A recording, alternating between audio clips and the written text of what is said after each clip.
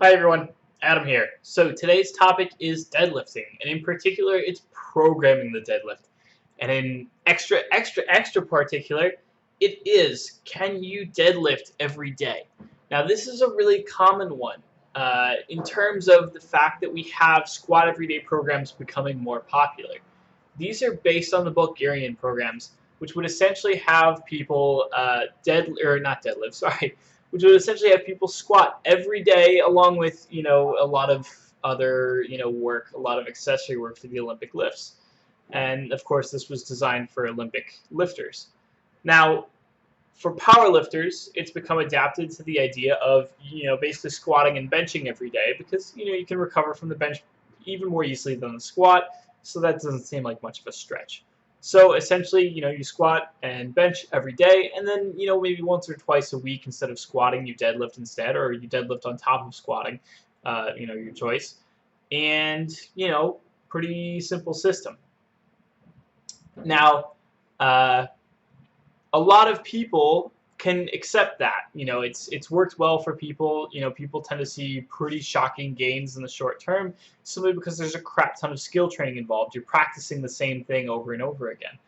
At the same time, that can potentially lead to stagnation long term if you're just doing heavy singles all the time, because then you're not doing any, a lot of volume work. You're not building a lot of muscle in the process. So you should start out, if you have the cash, by buying the book Squat Every Day, Matt Perryman. That is one of the first real serious looks at Bulgarian style lifting, and it's excellent. It is amazing. It is super well written, really well done. That is an excellent book for giving you a really good theoretical overview of what the whole program is about. Now the problem is, people, are willing to accept that the squat, which is considered one of the roughest, one of the hardest lifts and one of the, one of the more demanding and taxing ones in terms of how much it takes to recover from, they still consider it miles better than the deadlift. Everyone always thinks that the deadlift is the hardest thing to recover from in the world. You can only do it once a week or maybe once every 2 weeks, for some, crazy people. And so they don't really train the deadlift very often. I think that that's a mistake. I think that a lot of people can benefit from higher frequency deadlifting. The problem is, most people, when they think higher frequency deadlifting, they are going about it all the wrong way. So here's an actual thing that happened to me a while back. I lost about 130 pounds off of my deadlift as a result of detraining, as a result of some goofy stuff for a couple months where I simply wasn't training properly. And so my deadlift went from 535 to the point where I could barely crack 405 off the floor. Like, it was really that rough for me. And so what I decided was, I was like, all right, well, I'm going to try something crazy. I'm going to see what I can do.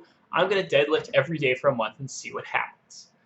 And so here's what happened. I was back up at 475 by the end of the month. 485-ish, somewhere around there. I was back up to around 5 plates per side.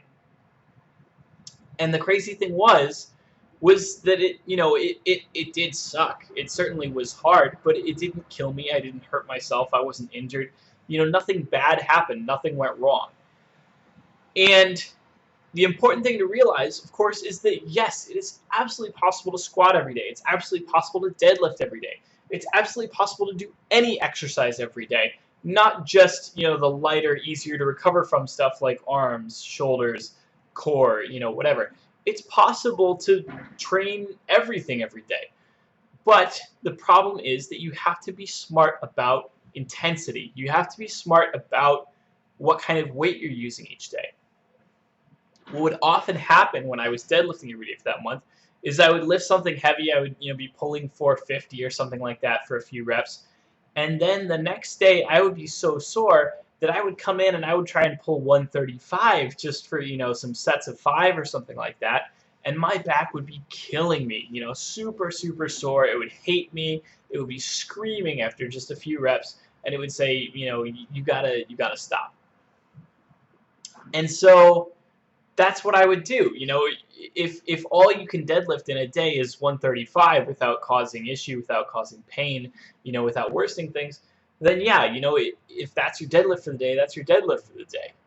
It doesn't matter if it seems wimpy because you're doing, a quarter of the weight or a quarter of the intensity. You do what you can, and then, once you're more recovered, you hit it hard again. And that's also, it's also, you can absolutely do other hip based, exercises as well, kettlebell swings, um, you know uh, cleans, stuff like that, that is lighter, that is a little bit, faster, a little bit more, speed involved, that, again, works out the hips, allows you to get some, some extension in, while at the same time not taxing yourself so much. One huge thing about Westside, one thing that they love, is the reverse hyper, which Louis invented. Essentially, if you have a hyperextension bench in your gym, you can do a pretty similar thing. You just do hyperextensions every day. That's a very light body weight exercise that you can do that works out your hips, your hamstrings, your lower back, a lot of the same muscles that you're working with the deadlift. When you do that with the reverse hyper, you can actually add a lot of weight, and you can do it in such a way that it's basically when you add a ton of weight to like a regular hyperextension, you tend to curl over because you're holding the weight in front of you. You may be holding it at different places, and essentially that can change the angle, the length of the lever involved, so that can change the difficulty. So you might find it getting, you're moving the weight lower and lower, closer to the bottom each time you lift. But the reverse hyper is a better option, but unfortunately the machine is simply not available in a lot of gyms. A lot of gyms just don't have it. So regular hyper extensions are fine. But again, you can do a deadlift every day. You just have to be cautious. You just have to be careful. You just have to not be afraid of using light weights and looking like a wimp sometimes. That's all there is to it.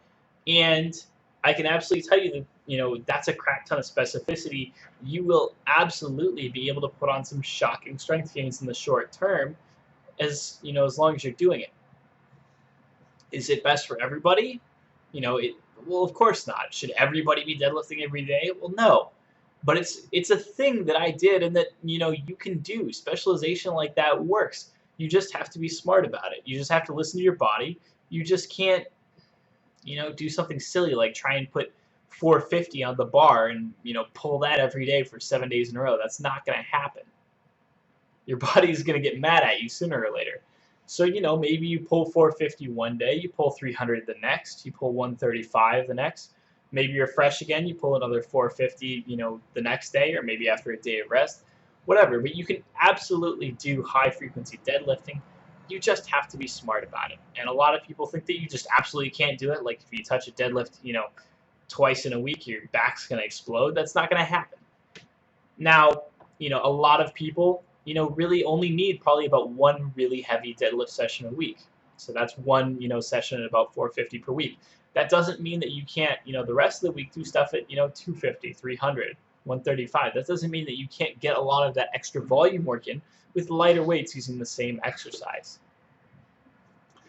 So give it a try. If a lift is really stuck for you, that's always an option. Always an option to do that every day for a while. Again, modulating your intensities from day to day, and just see how that works out. See if that works for you.